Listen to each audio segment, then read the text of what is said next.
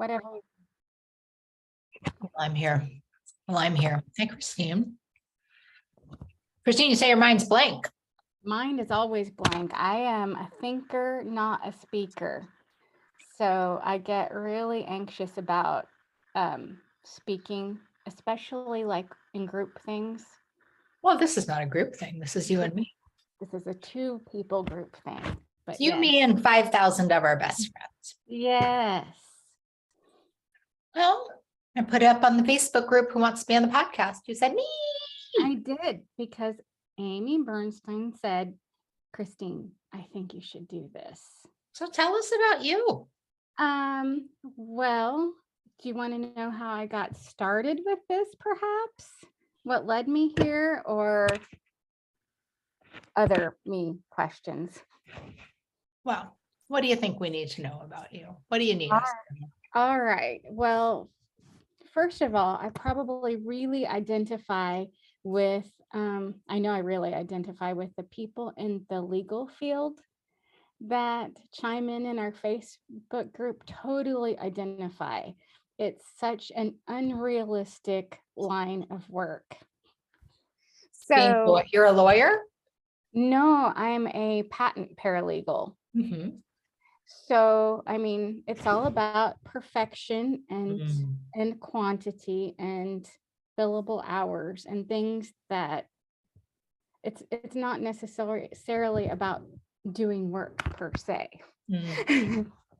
Because not everything is billable, but it comes, it's just it's a career path where perfection is expected. So if you already kind of have those tendencies, Mm-hmm. It adds a whole nother layer of anxiety and stress to life. Mm. Beyond that, I'm a single mom of a teenager who lost my AirPods this week. So we're just going to do the best we can with Yeah, this. well, that's the whole point, ain't it? Do the best I can with what I have.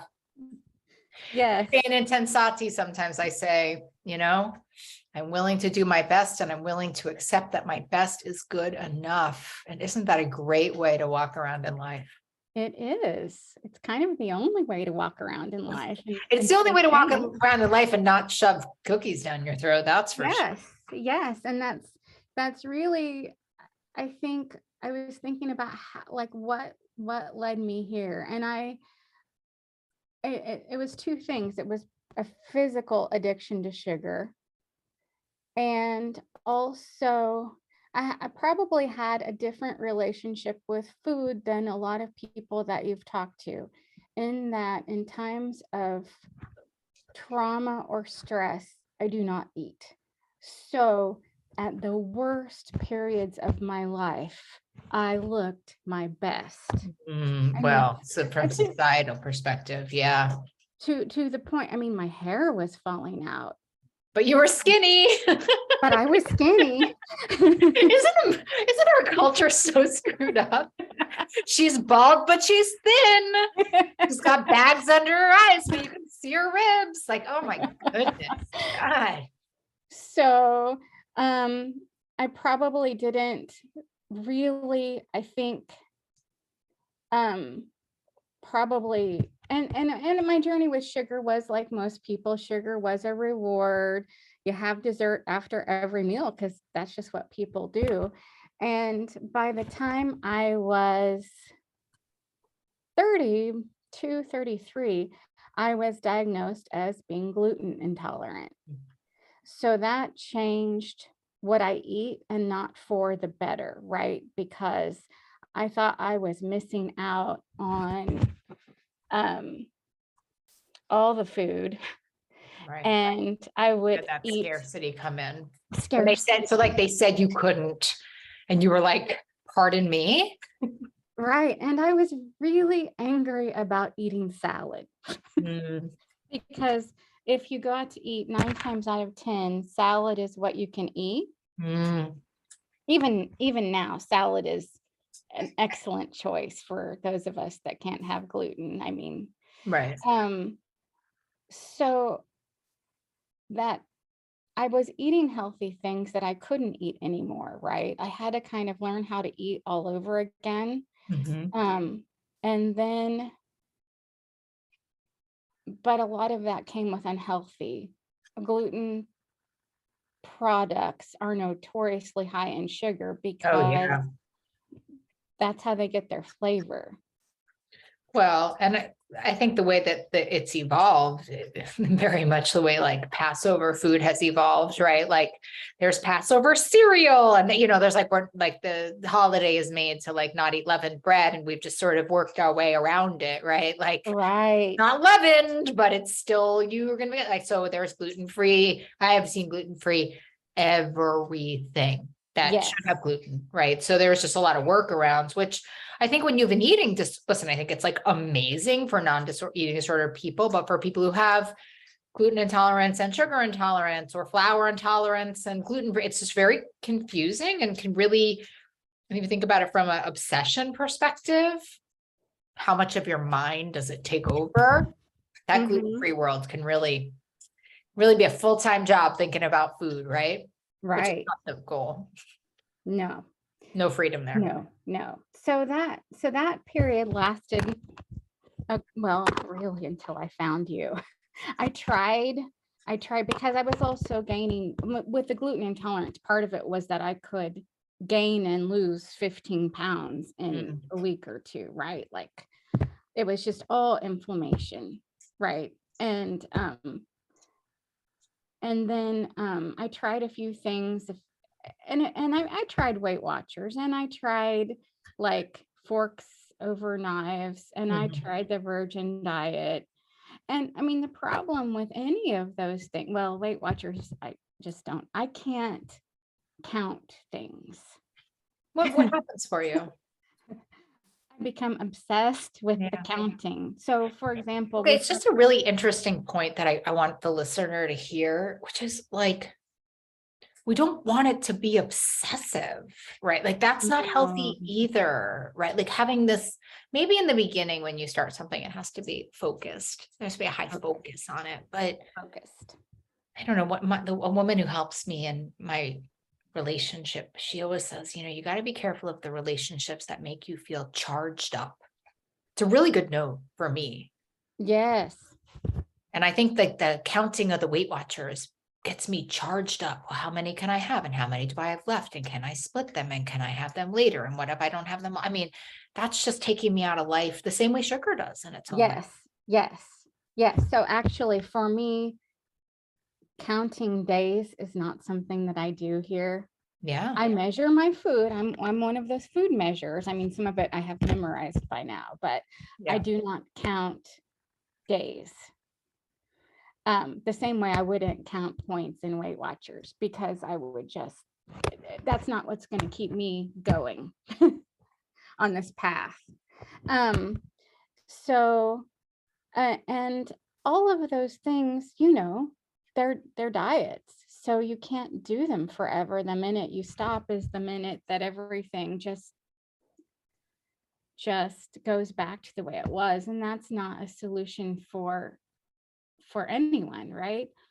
And then whenever I was 40, I had a miscarriage. Mhm. And that was emotionally hard, but it was actually something about that experience physically, it just messed my hormones up altogether. Wow. And I went to my OBGYN, and she's like, well, everything's in normal levels. And that was true, but everything wasn't in the optimal levels. And as it turned out, what I tried to fix my hormones with, and it makes sense now, it makes sense to you, I tried to fix my hormones with sugar, like subconsciously. I like sugar, sugar, sugar. And so fast forward to, and multiple professionals would look at me and say, Christine, yes. something's happening with your hands. Oh, I talk with my hands. No, it's great, but something's happening where it's messing with the mic. Oh, okay. I will. Or maybe it's on the table. So I just want to make sure we can. Sorry about that. No worries. And they would look and say, you need to cut down on your sugar, but I couldn't. I tried and I Mm. couldn't, right? So you So had this miscarriage, something happened to you hormonally, and then your cravings for sugar just increased up the roof and you were eating a lot of sugar. it was like the first food group. Right. Was the preferred method of consumption. Yes, Yeah. yes. And also um because of because of working in a high stress job, even if it doesn't make any sense that it should be high stress, it still is, right? Great. Yep. Love that Um validation. Yes. I had an attorney at one point who was like, well, can't you just push a button and do that? He didn't have any concept of anything that he ever asked for. And my my what I would do is turn to sugar, chocolate specifically, every single time, stuff my feelings with chocolate, right? Mm. And um in the last probably 5 years leading up to reading your book, um, my marriage was also tanking. Wow. Um, and so I couldn't control anything in that situation, right? I mean, you can't. Um, so I was sad, but not sad enough to not eat, but sad enough to eat sugar. Sugar made me feel less sad, Yeah. right? It does that, it does That that. relationship. Yeah. So I remember I spent a year, 2019 to 2020 was the year I was going to be the perfect wife. It failed miserably. Well, perfect way for him. That's, I am sure you were for someone. Right. Sure. Yeah, it really doesn't matter. That's just not how life works, right? You got it. Yeah. Totally. And so 2020 rolls around and I am laying on the sofa before work watching GMA, and there you are. And I'm like, I got to try this. I got to give this one more try. I'm tired. I'm exhausted. I'm exhausted physically. I'm exhausted emotionally. And so I've got to try this. This is my last shot. If Molly can do it, I can do it. That's true, Which by I the way. and so, I mean, the rest is, I'd like to say it was history. It's not history. It was a struggle. Me and my relationship with chocolate has been a very strong one. And really what I have come to the conclusion, what works for me is that I keep unsweetened chocolate in my house and baker's chocolate, and I can eat baker's chocolate. Yeah. I mean, that might not work for everybody. Mhm. I'm not going to eat a whole bar in a day, right? I'm not even going to eat a whole bar in a week.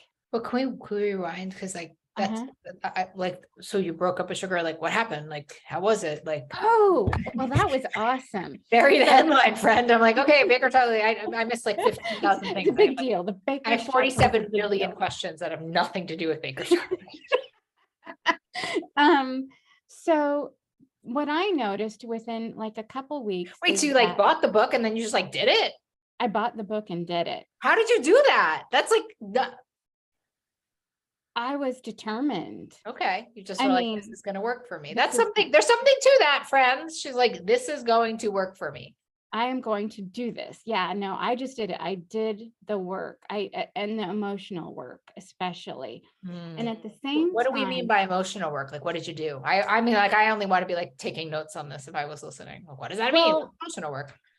at the same time, I mean, one of the biggest elephants in the room was my marriage.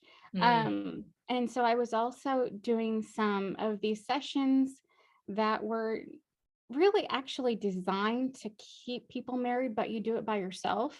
Mm. Like you work on yourself, which makes all the sense in the world. But in working on myself, I did realize that I did not want to be married anymore. I probably for 6 months. So I was doing these two things at the same time. But one of the things in that process, which I followed your book and I did the work in there, right? And All the thought hours and all this the and all that. the work. Yeah. But I also like Nobody does that. That's really amazing. one of the things that I did was um make a list of 20 things that brought me joy. It took me like 2 weeks to come up with 20 things that brought me joy. Yeah. Um Well, and you were so entrenched in so many unhealthy things. Like that makes sense. yes. Yes. So I had to learn how to have that relationship with myself and how to have the relationship with the food. Those two things were happening at the same time. Um, and even like to take a bath, like what a concept, Yeah.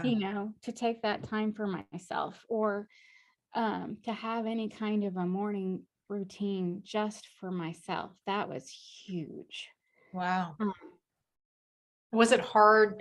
Was it hard breaking up with the sugar? Like, did you find that challenging at all?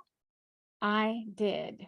But as soon, like, that's where I was going with this. At about the 2 week period, I started feeling better. This is my story too. I was kind of like, huh, but it's hard to wait 2 weeks. Well, I think I probably had an advantage over probably a lot of people because I had to break up with the gluten first. So So you I had an all experience where not doing something made you feel much better. You had a little extra faith. yes. That makes so much sense. Yes. And so when I broke up with sugar after that 2 week period, I noticed my skin looked better. My sleeves were getting longer. Like this is how I was I'm like, what is Yeah. wrong with my sleeves? Right. Isn't that funny though? I remember my underwear wouldn't fit. It didn't occur to me that underwear would stop fitting, but it doesn't occur to you that if your arms are getting bigger, your sleeves are going to get shorter. Oh my God, that resonates so deeply with me. And I slept better, like all the things that you hear people talk about. I have a little bit of arthritis, and um you would never know. Wow. I kind of forgotten that that exists. And a lot of it for me was because my gluten-free eating, although you could say I ate healthy-ish foods minus the sugar, it wasn't ever in the right proportion. So learning how to proportion properly and eating all my vegetables and eating the fat and eating the protein Mm. and the carb all at the same time made a world of difference for me, because part of the reason that I was craving sugar was because I was hungry. Yeah. Right. It's the quickest form of energy. And it Absolutely. just, but it snowballed on itself, Right. between those two things, between the emotional aspect and the physical aspect, and then the actual just hunger aspect. Mm. It was just one big snowball. So, but once that worked its way out of my system. Well, did you work your way out of the system because you were like regulating your meals and sort of eating according to how the book was Yes. suggesting? Isn't that a Yes. big And thing I that still to do. solve? I know, me too. For the most part, I do too. Aren't we so lucky? Yes, we are blessed. Yeah. It's a beautiful book.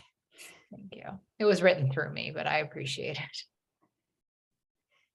So, and so probably, and I can't tell you that this has been a path, right? So I've fallen off. I've had sugar at Easter and gone a couple weeks and then thought, what am I doing? Mm. Right. Or, and then just started again. And I think, How do you do that? This is like the greatest story. Can you believe we were about to talk about baker's chocolate? but yes, Okay. I So can you eat talk me baker's through the chocolate Easter and like coming back? That's like the entire thing is that you come back no matter what. no matter what. And I think, What happened at Easter? um, Like you know, how did it get back in? How did the oh, sugar like sneak its way in? I What did made he say to you? I made gluten-free chocolate banana bread Oh, for There it cake. is. So one of the things that I cannot do is bake. Hmm. I can bake something that's gluten and I won't eat it. Right. I've had much more practice at that. And that's kind of how I think of this, because when I was first doing the gluten free, every great once in a while I'd have like a tiny little piece of like bread from a bakery, a real bread, right? Or a tiny little piece of my mom's homemade red velvet cake. Mm.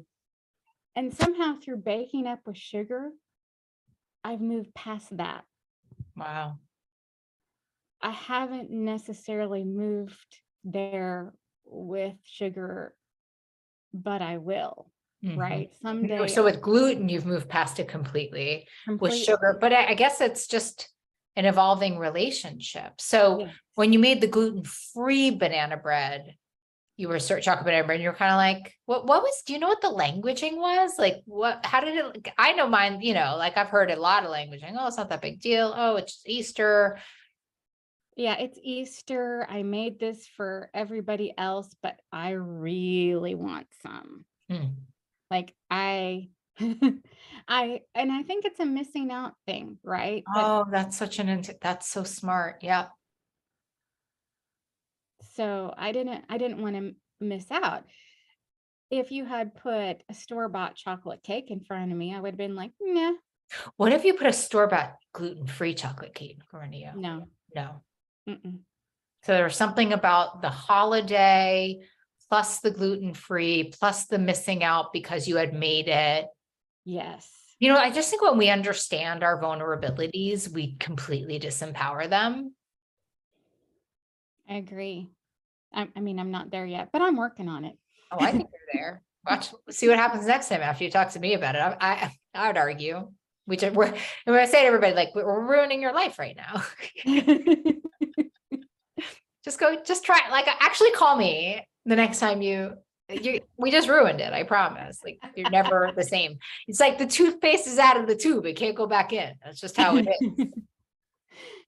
So so yeah, that's a lot of it. And just but getting, because I felt better. Like I always have to go back to my why. There's a reason that I'm doing this. And a What is lot your of it why?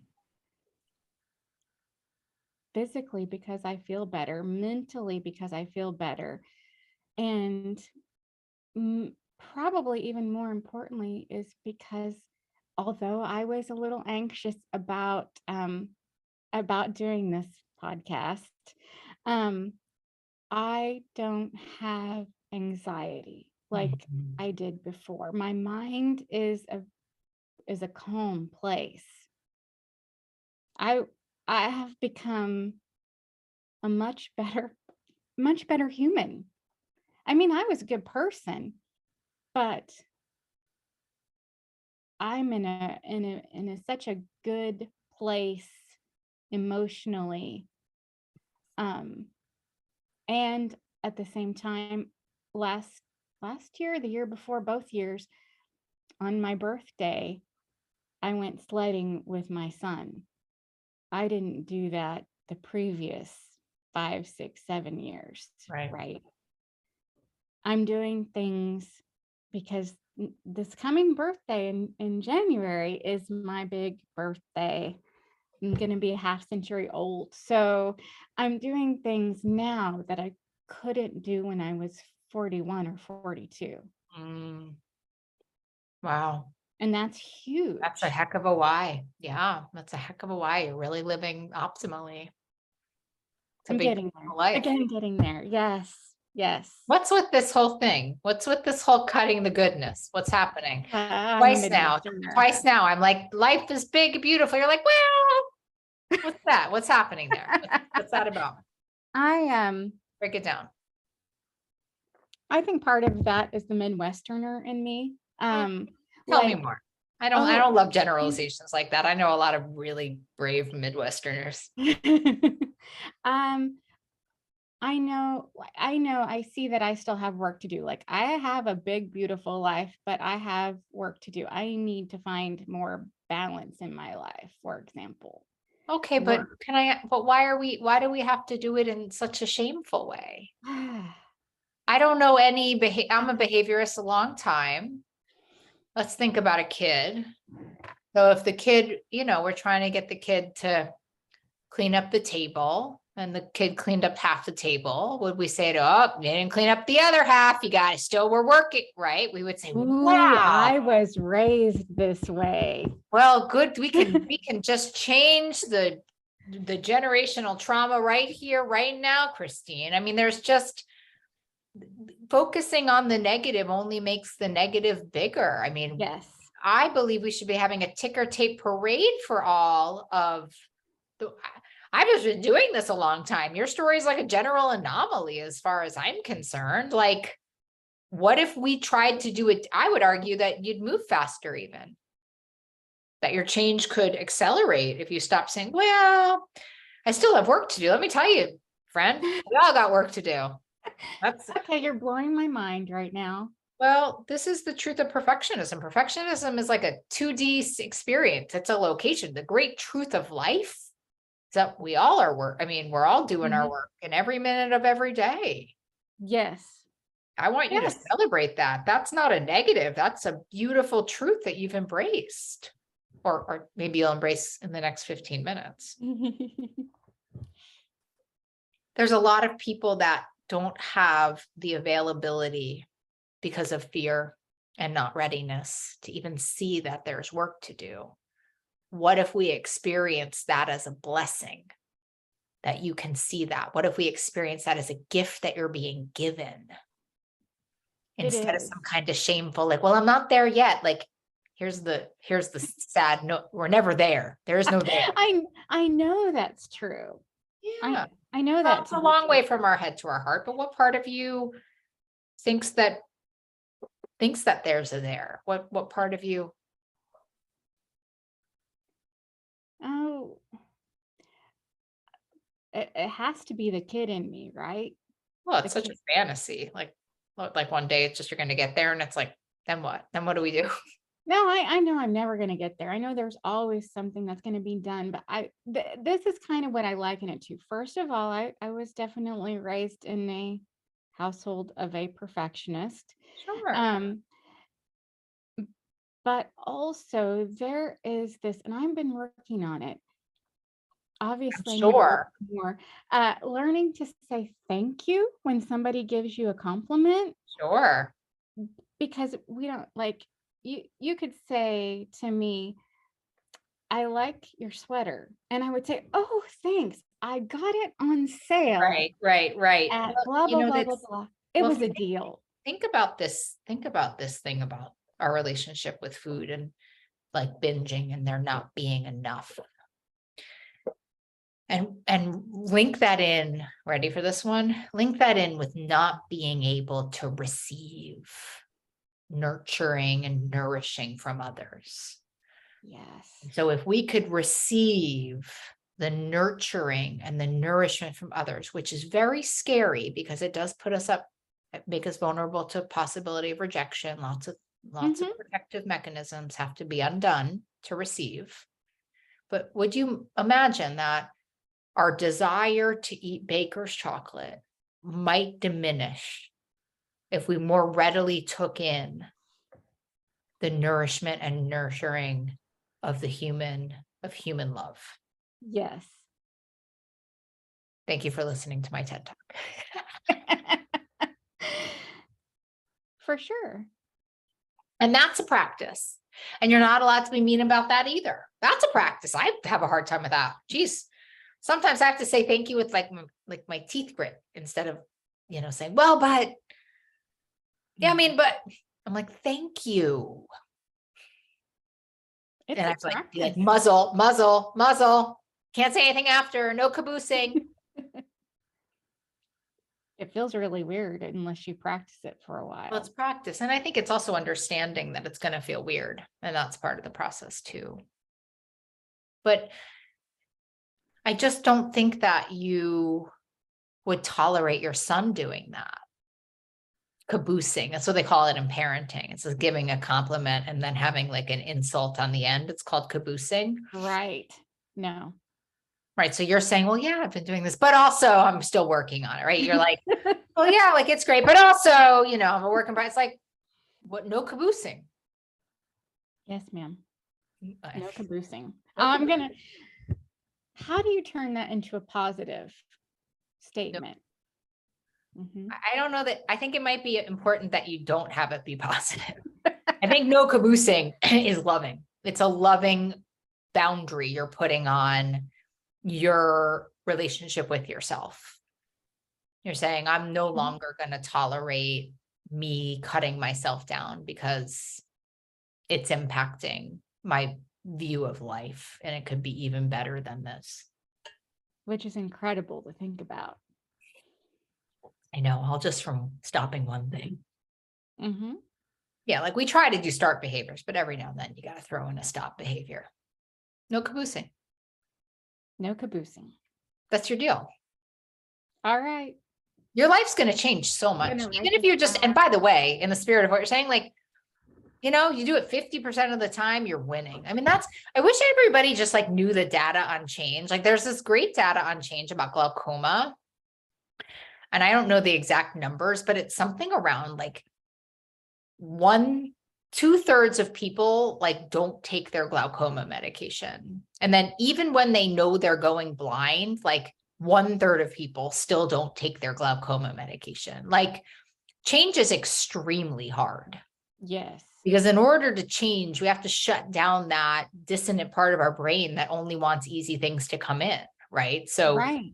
we just want like, oh no, it's not that big of a deal. Like it's fine. I'm just gonna go eat that ice cream. It doesn't matter that my A1C is at a 10. Like I'll deal with that later. No big deal. So Mhm. as you're making this change, be gentle with it. It's okay. If you caboose, that's okay. Just note it. Say, oh, and do me a favor. If you caboose, do this. Hand on heart. Like, I'm so sorry. I'm working on it. I promise. Just, you know, gentle, gentle. Yes. I like this a lot. It's a I'm good glad we note. talked. It's a good note for all of us. I mean, please, you're helping the whole community here. No caboosing. And if you caboose, there's two parts of it. No caboosing. And if you caboose, just hand on your heart, quick apology. Okay. That's the most loving thing that you can do. Be How do kind. you like so you've been imperfectly sugar-free for what, like almost 3 years now? Yes. A long time. How do you, Yes. what are some of the like maintenance efforts that you do? Um, really I walk every day. Like that's part of it. I have my morning routine, right? I check our page on Facebook, our Check Breaking the Up with Facebook Sugar group. page. Yep. Mm-hmm. Yeah. I read um out of a book every day. It changes, but I make sure to do like a morning reading. Like what? Like a devotional, like language of letting go or something? Stoics. No, I To read the love Stoics. Stoics. Daily step. That's in mine. Uh-huh. Emmett Fox is in mine. I just like people want to know. I'm right now, as Jewish as I am, I'm so into the Emmett Fox devotional and I'm so into Daily Stoic. Those are my two devotionals right now. So you're into anyone else? Any other readers? People can like That's the main one right now because Ryan sometimes Holiday, right? and sometimes that's all that I have is just those few minutes. Mm-hmm. I I stretch nearly Great. every day That's beautiful. and I walk my dog and usually with my mom. So we get to chat every day Mhm. because she happens to live 3 houses away. I love it. What a wonderful um, thing. You'll be so glad about that, don't you think? yes. Um, and then I mean those are kind of like all of my self-care things like that have to happen in the morning because once that part of the day is done, I could be working Yeah, you're 8 off to hours, the I could be races. working 12 hours. Right. And then around that I'm taking care of my kiddo whenever he's home from school. Um, but the other thing that I do is I keep my food really, really simple. Mm. So like um for example, today I had like for lunch, I had like rice cauliflower, two Mhm. eggs, and a piece of sprouted grain toast, the gluten-free kind from Ezekiel. Oh, yum. I didn't know they And made this, free bread. That's so yummy. uh-huh. So this is like, I That's like mean, a perfect, I didn't know this is a very big moment in my life. Okay. so, and I keep my dinners pretty simple. Do you ever have them exciting or rarely? Part of it is time, Mhm. and part of it is that my kiddo doesn't like food that's terribly interesting. Okay. And so it's just easier to cook something that both of us will eat than, Love that. Mhm. and exciting food can be for the weekends or But you do holidays. sometimes eat exciting food. That was my I do question. Because sometimes, but my weekday, if you saw what I ate during a week, you'd be like, "Bleh." But if I'm going out to dinner, I'm like so excited because I love new spices and new tastes. I just don't have time or talent to do it. right. So I probably, I, yeah, my eating habits are probably as simple as yours, I would guess, Yeah, I love because that. But that's, that's what I can some do. people are really, Amy, our friend Amy Bernstein, she eats the most. Oh my God, I want to like sometimes she'll send me what she eats and I'll be like, can you just bring some of that over? That sounds delicious, but not on my dime. What about a power circle? You have support? Yeah, my so the my power circle is very small. Don't need I to be big, it needs to be useful. right, and so I have my main person is Amy, and Oh, of lucky. of the yes, I'm very lucky. This is like this podcast co-stars our friend Amy. Hi, Amy. Yes. Um, but other than that, outside of that, I have my other friends that I've had for a long, long, long time. So since I was in the second grade. So those are part of my Wonderful. power circle. That's And that's a great, it doesn't matter the size of the power circle, it matters the power of the power circle. yes, and so they may not be doing the breaking up with sugar thing, but they know me, That's great. right? I love that. That's so important.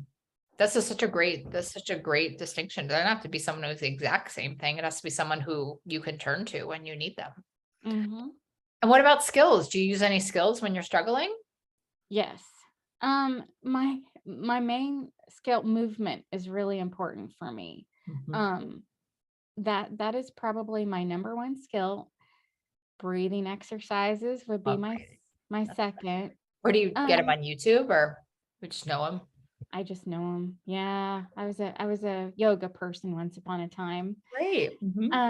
And I mean, the big thing that I have been able to do that's made the world of difference is to stop and ask myself why.